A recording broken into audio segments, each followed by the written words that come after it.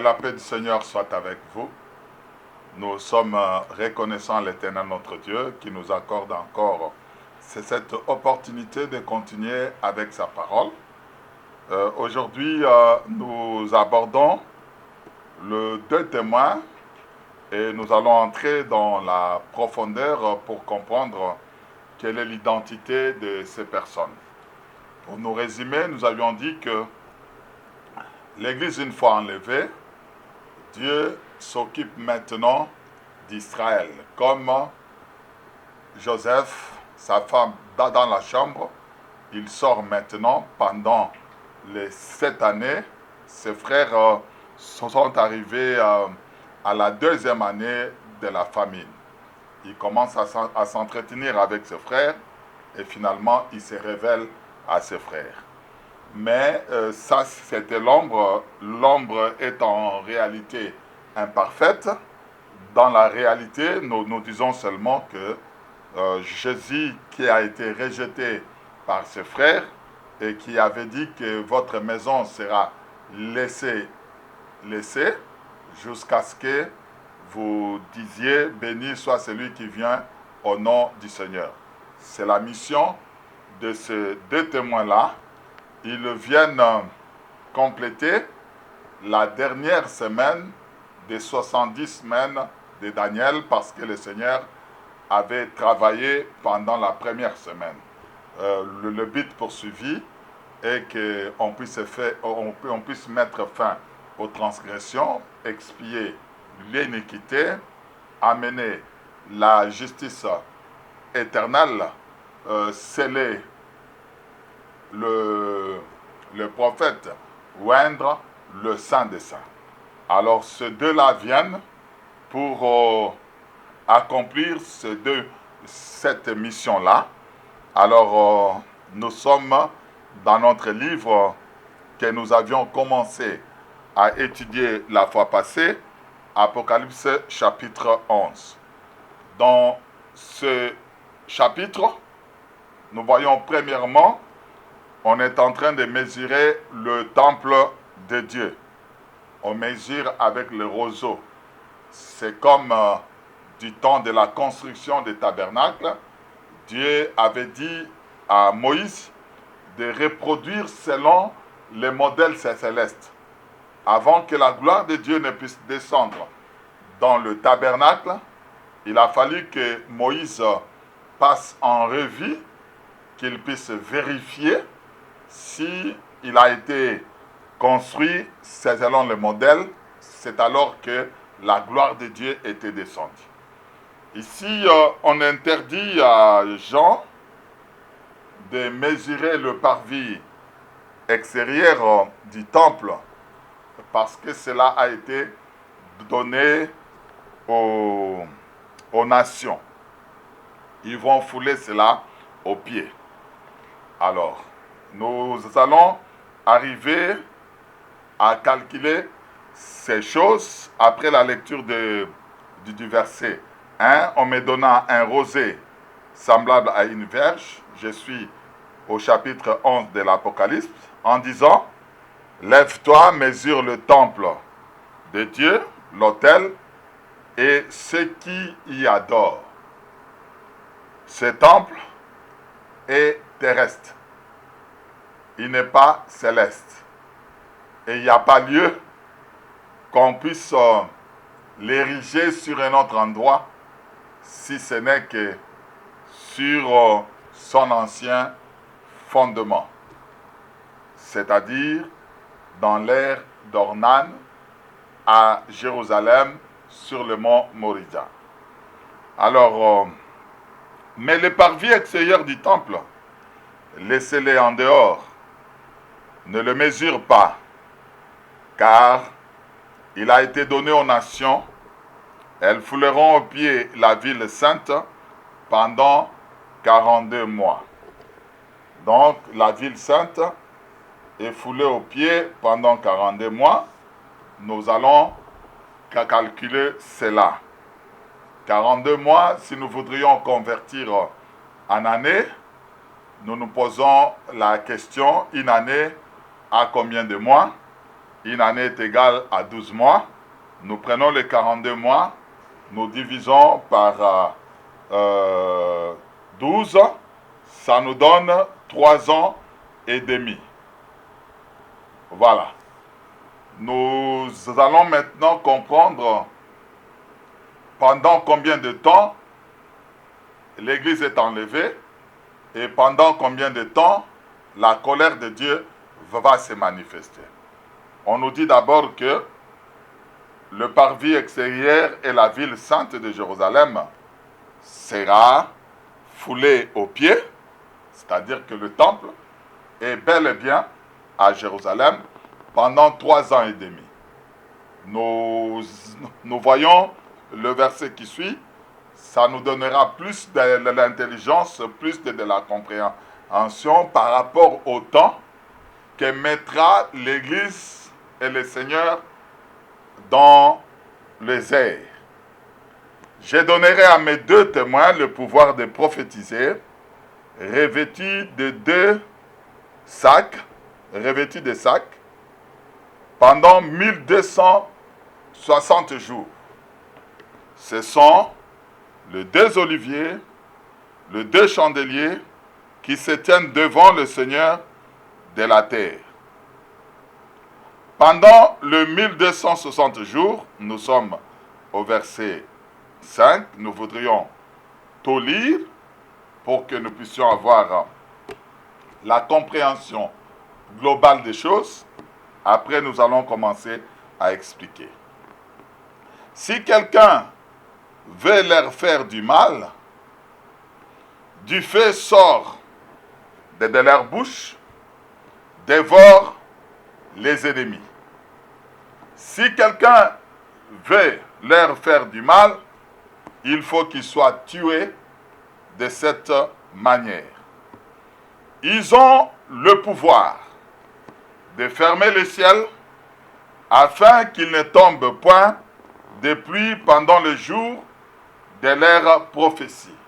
Jour de prophétie, retenons 1260 jours.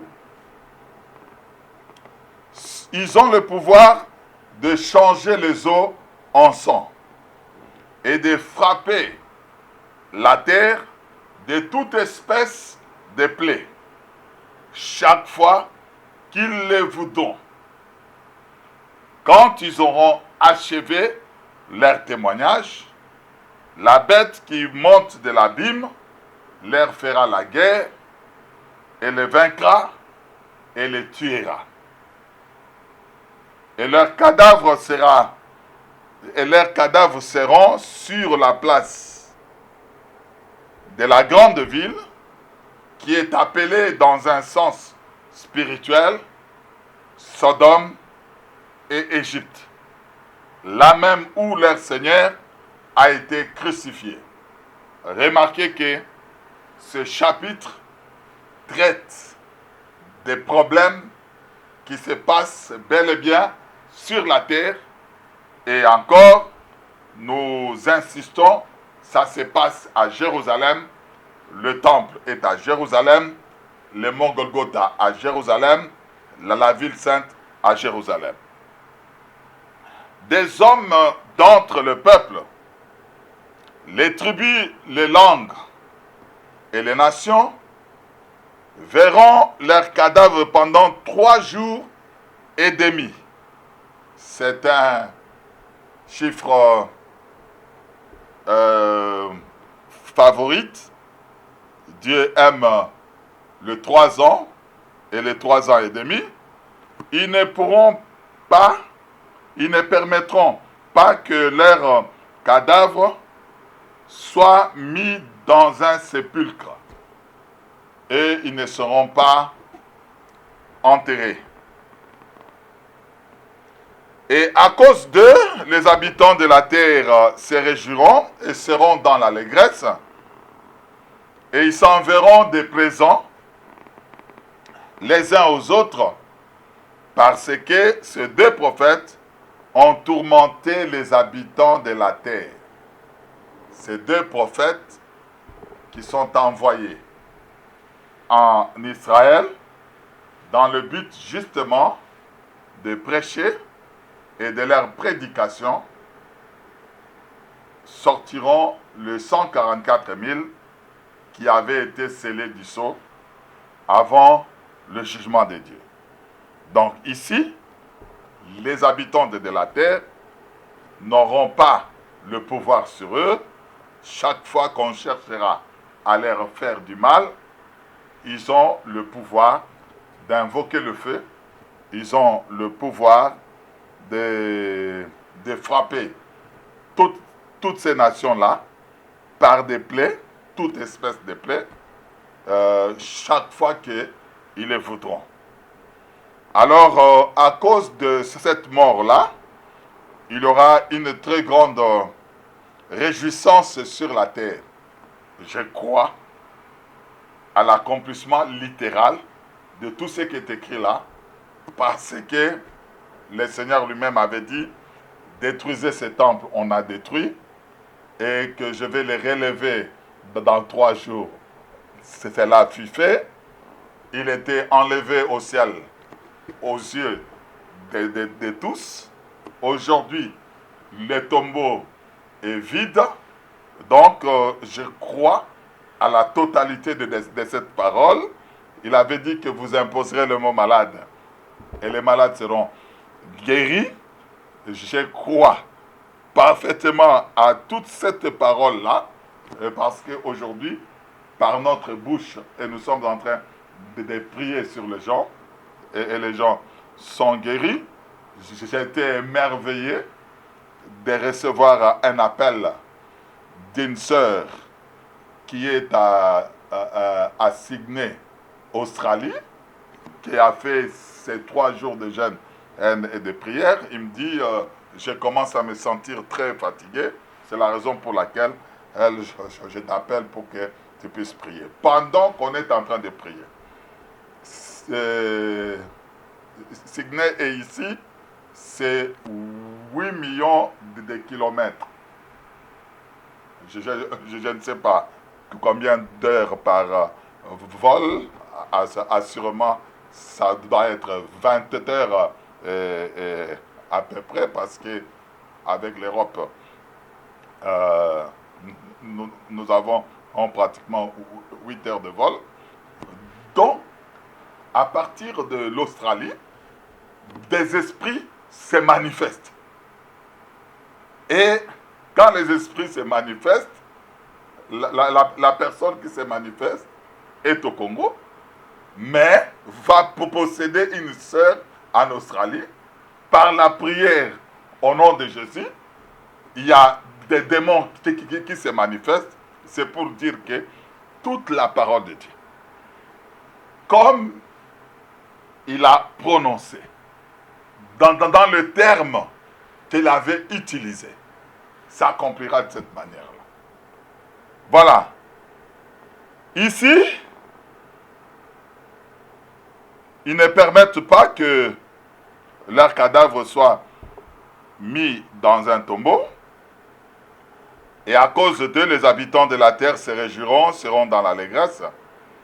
Ils s'enverront des présents les uns aux autres, et parce que ces 2 prophètes ont tourmenté les habitants de la terre. Après les 3 jours et demi, un esprit de vie venant de Dieu, entrant en eux, et ils se tinrent sur leurs pieds, et une grande crainte s'empara de ceux qui le voyaient.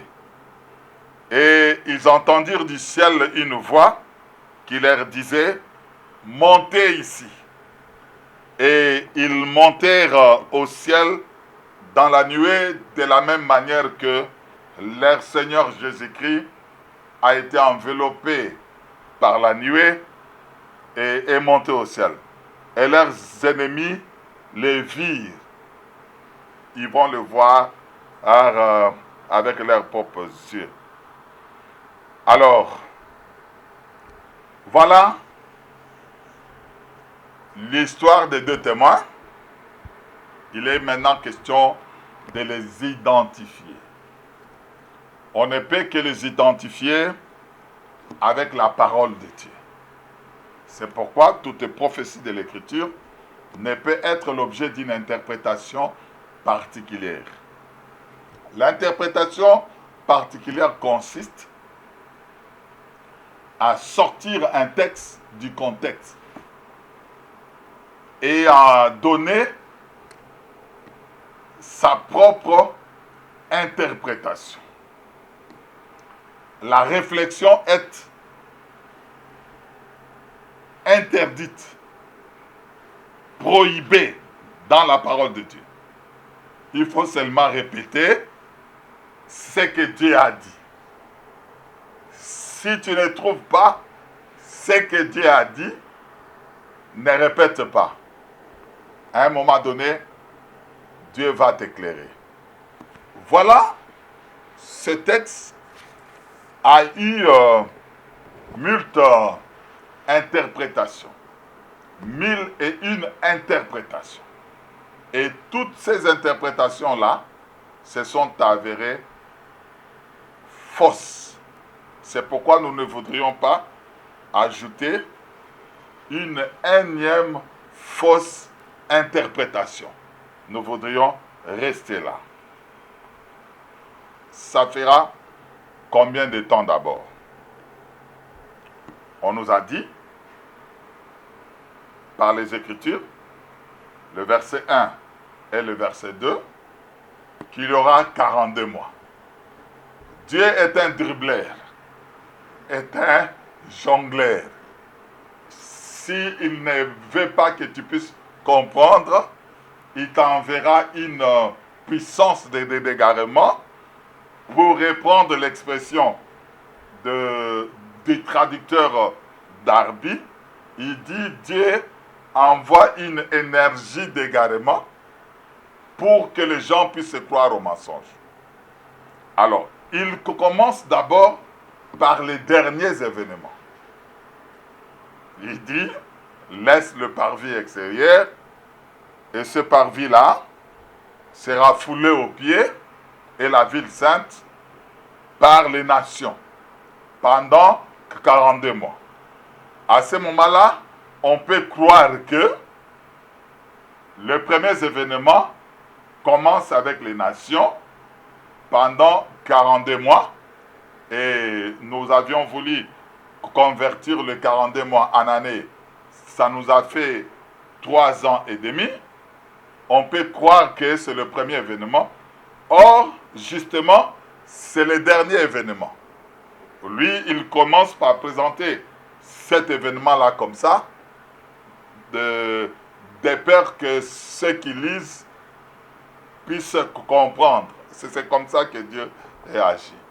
Alors, dans la chronologie des choses, nous comprenons que il faudrait d'abord que le 2 témoins commence, ensuite la bête qui monte de l'abîme achève, et puis que Dieu puisse intervenir. Suivez très bien cette ligne de temps, cette ligne chronologique. Nous disons que l'Église enlevée, Dieu va maintenant vers Israël. Donc, là, nous sommes à la période des 1260 jours. Dieu, en tant que dribbleur, il ne veut pas répéter 42 mois et 42 mois. Pourquoi? Parce que la compréhension sera facile et il y aura l'inutilité du ministère. Parce que le ministère est là justement pour simplifier, pour expliquer, pour éclairer. Ce n'est pas le commun des mortels qui peut comprendre ça. Alors, les 1260 jours, en réalité, nous voudrions seulement convertir en année. Une année est égale à 360 jours.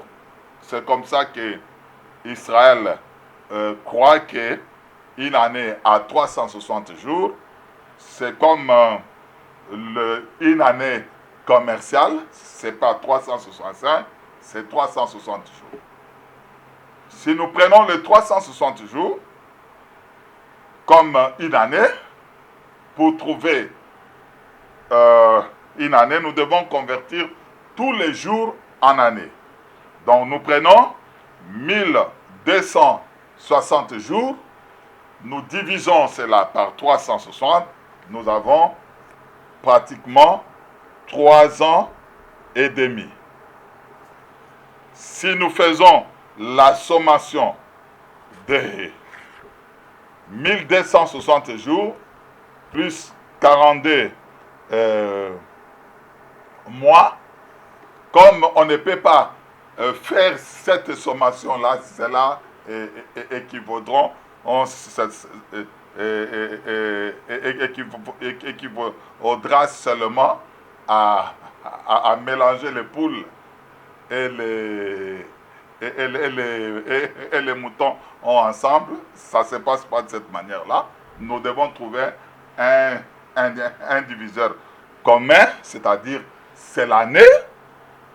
Donc, nous prenons 3 ans et demi de 2 rois, de 2 prophètes, plus 3 ans et demi du temps des nations qui vont fouler le parvis et la ville sainte au pied. Nous avons 7 ans.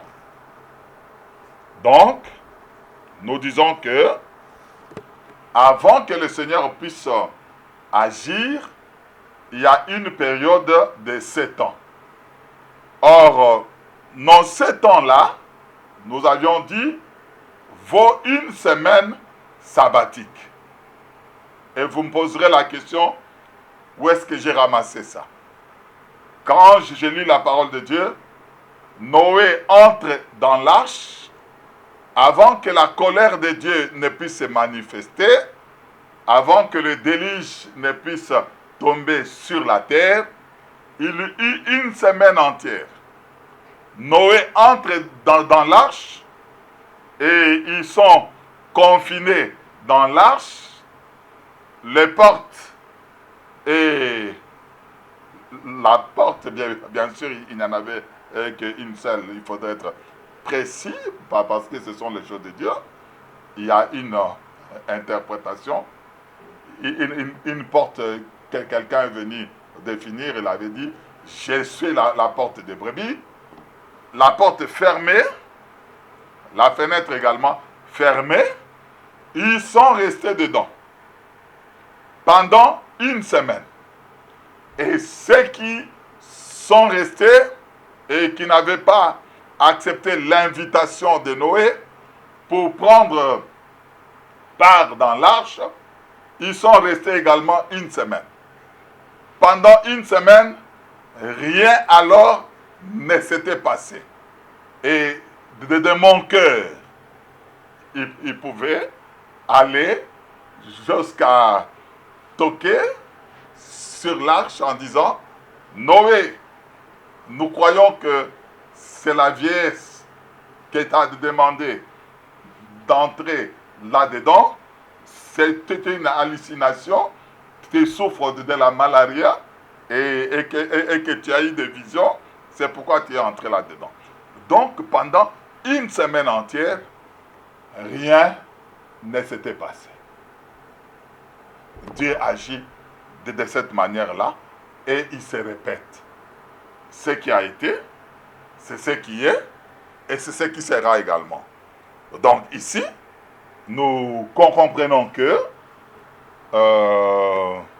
une semaine entière se passe. C'est cette semaine-là dont Daniel parle.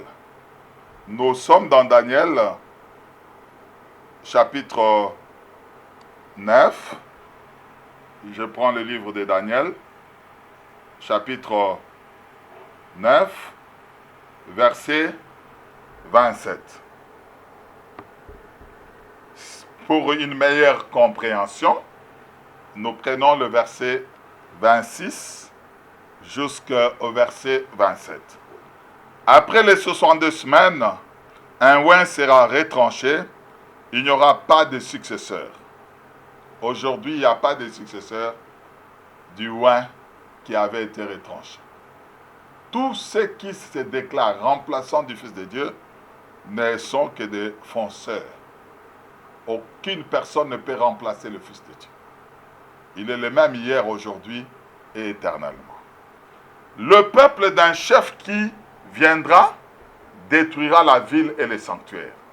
C'est ce qui a été dit, que le parvis extérieur et la ville également sera foulée aux pieds et détruite. Et sa fin arrivera comme par une inondation. La fin de ces chefs-là arrivera certainement. Il est arrêté. Le livre des Isaïe les l'appelle les Léviathans. Dieu les détruira.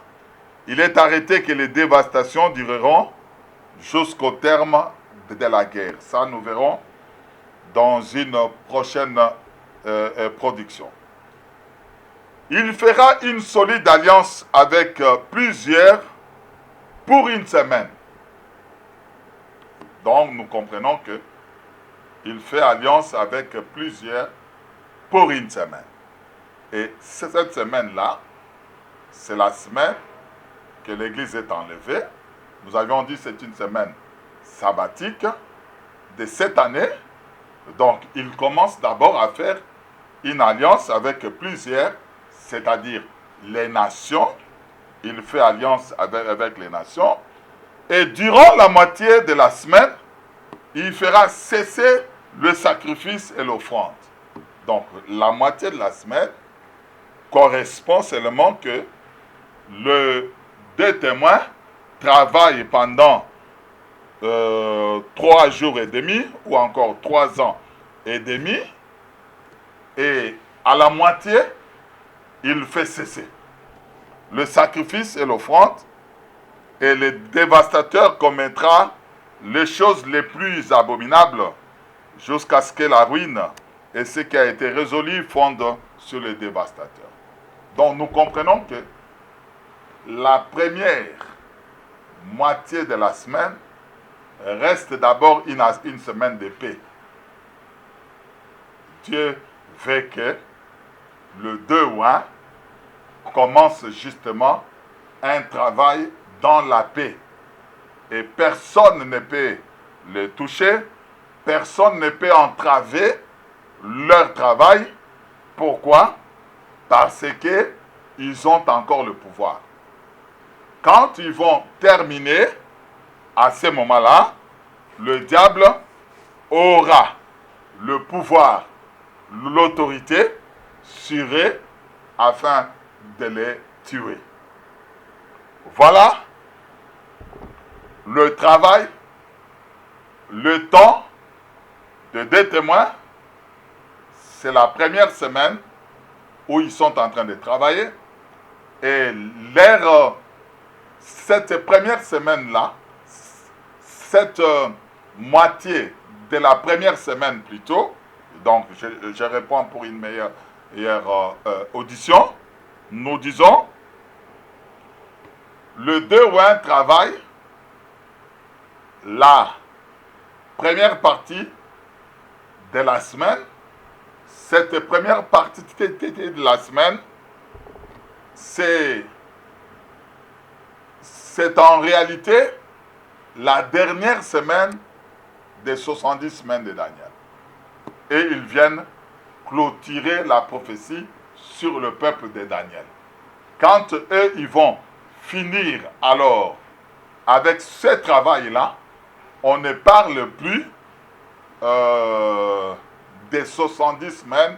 Pourquoi? Parce qu'ils viennent justement en complémentarité du travail du Seigneur. Alors, la problématique reste, c'est les jours qui sont-ils? Leur identité. Nous voudrions maintenant comprendre l'identité de ces deux témoins-là. Alors, nous prenons le livre de Malachie. Chapitre 4, ici, nous sommes à la recherche de ces deux témoins-là. Mais, quand on voit le ministère, dans Apocalypse chapitre 11, ils ont le pouvoir de faire descendre le feu du ciel. C'est le ministère de Moïse. Ils ont le pouvoir de frapper la terre avec toutes sortes de plaies. C'est le ministère de Moïse. Donc, nous voyons ces deux ministères-là combinés parce que Israël ne croit qu'à Moïse et Israël ne croit qu'à ses prophètes. C'est pourquoi nous voudrions voir avec précision le ministère qui s'exercera à ce moment-là. Est-ce la personne de Moïse? Est-ce c'est la personne d'Élie? Mais nous voudrions comprendre exactement ces personnes-là à la lumière de la parole de Dieu. C'est pourquoi nous prenons le livre de Malachie, chapitre 4, et c'est le chapitre le plus court parce qu'il n'a que 6 versets. Alors, il y a un problème de temps. La prophétie obéit justement au temps, au lieu. La prophétie obéit à ces choses-là. Si vous ne savez pas fixer le temps dans la prophétie, vous pouvez ramener la fin du monde avant l'avènement du Seigneur. En voyant certains fléaux dans le monde, vous pouvez vous dire que non, nous sommes déjà à la fin du monde. En voyant des guerres, des maladies, en voyant toutes ces choses-là. Tout simplement parce qu'on n'a pas la notion du temps. Dieu a la notion du temps, il fixe chaque chose en son temps, et il faudrait également que on puisse comprendre ce que Dieu est en train de dire. Il dit dans Malachie chapitre 4 verset 1, « Car voici le jour vient, ardent comme une fournaise. Tous les habitants et tous les méchants seront comme du chaume. Le jour qui vient les embrasera, dit l'Éternel des armées. Il ne leur restera ni racine, ni rameau. Mais pour vous qui craignez mon nom, s'élèvera le soleil de la justice, et la guérison sera sous ses ailes. Vous sortirez, vous sauterez comme des veaux d'une étable, et vous foulerez le méchant, car ils sont comme de la cendre sous la plante de vos pieds, au jour que je prépare, dit l'Éternel des armées. Souvenez-vous de la loi de Moïse, mon serviteur, auquel j'ai prescrit en Horeb pour tout Israël des préceptes et des ordonnances. Voici, je vous enverrai Élie, le prophète, avant que le jour de l'Éternel arrive, ce jour grand et redoutable. Il ramènera le cœur, je précise singulier, des pères à leurs enfants, et le cœur, je dis singulier, des enfants à leurs pères, de peur que je ne vienne frapper le pays d'interdit. Voilà la prophétie. Avant le jour grand et redoutable, Dieu envoie Élie le prophète.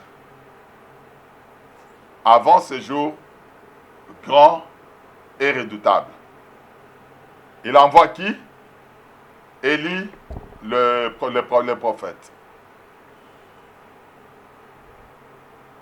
Il est en train d'envoyer Élie le prophète avant le jour grand et redoutable. Et beaucoup de gens se sont appropriés l'appellation d'Élie.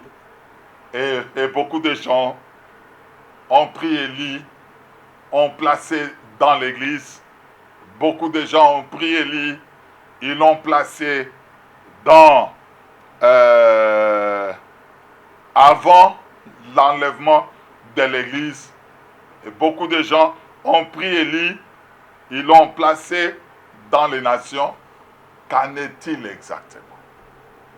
La prophétie est claire, limpide comme l'eau des roches ici. Dieu envoie Élie, le prophète, avant le jour grand et redoutable. Il ne l'envoie pas avant l'avènement du Seigneur, ni l'enlèvement de l'Église. Et nous allons nous évertuer à comprendre exactement ces deux termes-là, les jours du Seigneur et les jours de l'Éternel. Dieu, c'est vraiment un véritable linguiste. Et quand il utilise un mot, il faudrait comprendre quel est le contenu du mot. C'est là où il y a des problèmes. À Babel, tout le monde avait le même langage et les mêmes mots. Mais Dieu avait voulu les confondre tout simplement parce qu'ayant la même langue et les mêmes mots, ils se sont construits une tour pour atteindre le ciel. C'est pourquoi Dieu est descendu. Il les avait seulement confondus en ce qui concerne le langage. C'est pourquoi aujourd'hui, les langages posent problème. Et vous verrez tous ceux qui sont dans la confusion du langage, en réalité, ils n'ont pas saisi les choses de Dieu. Vous voyez, un exemple, en ce qui concerne le ministère.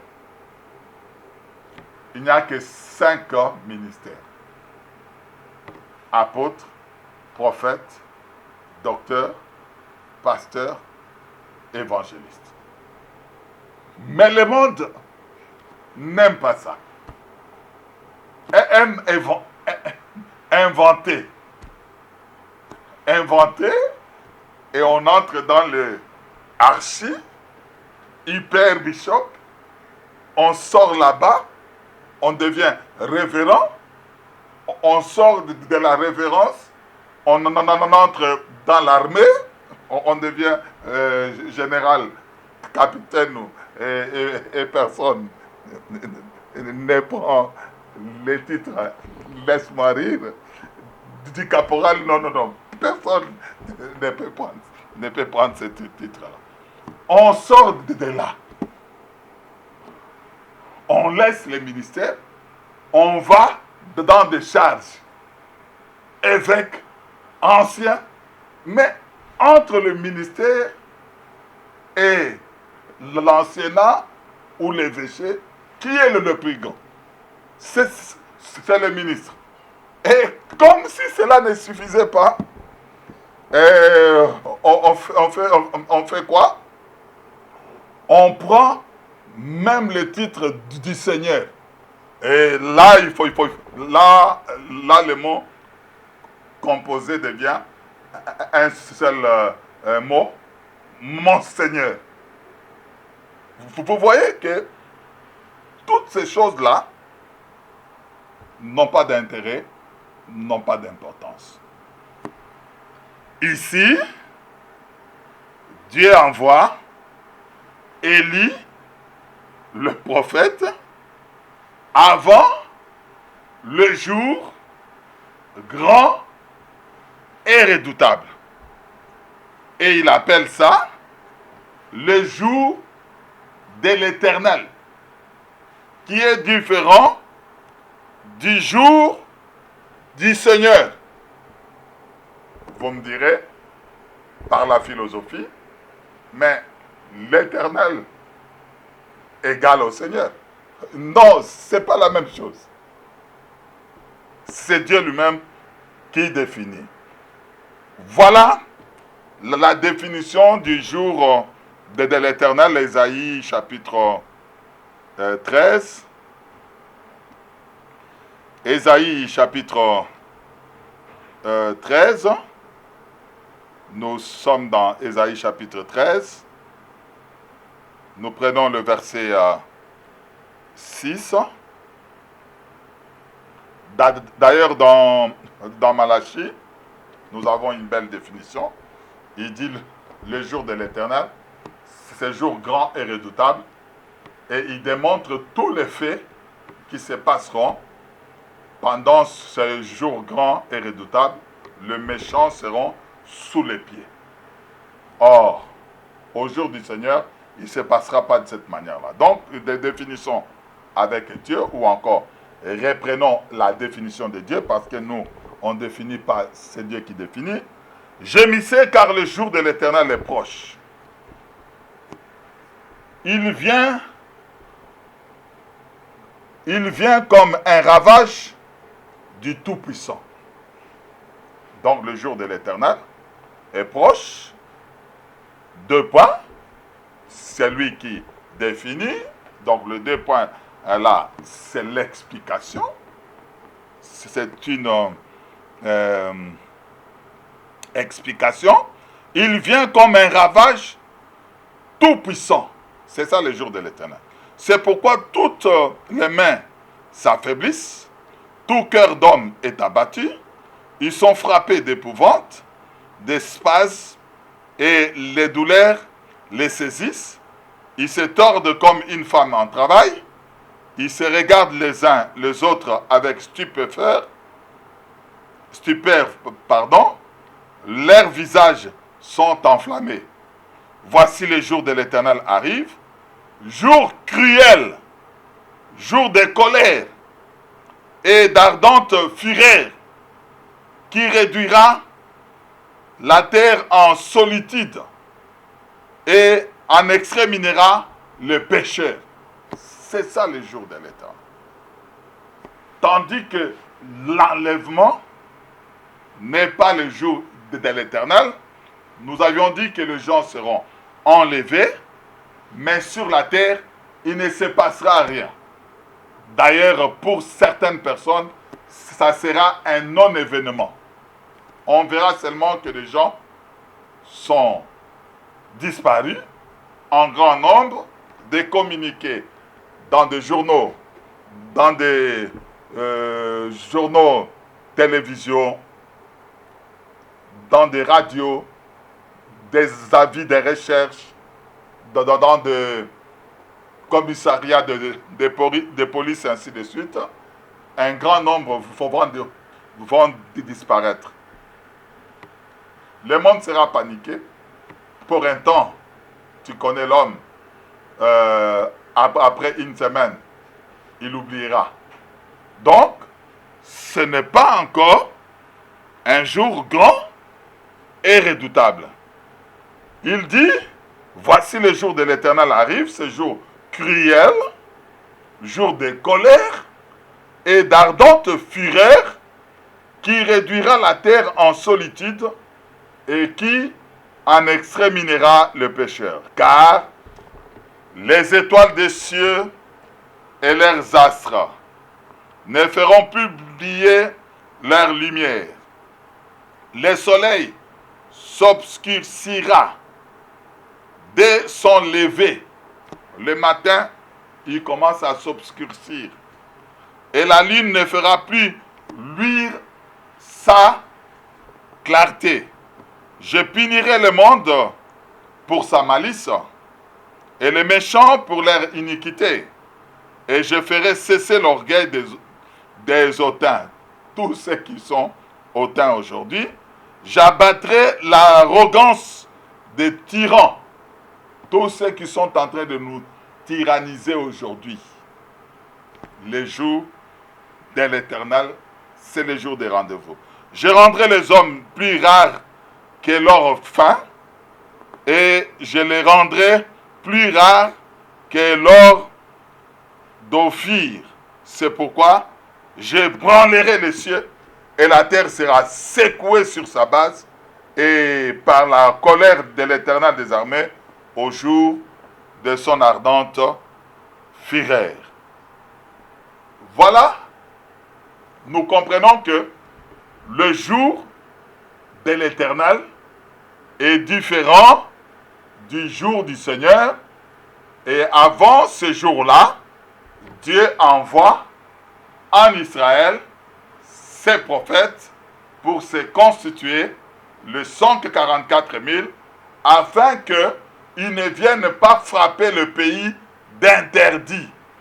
C'est ça justement, et à la prochaine production, nous reviendrons pour faire un parallélisme entre le jour de l'Éternel et le jour du Seigneur pour démontrer que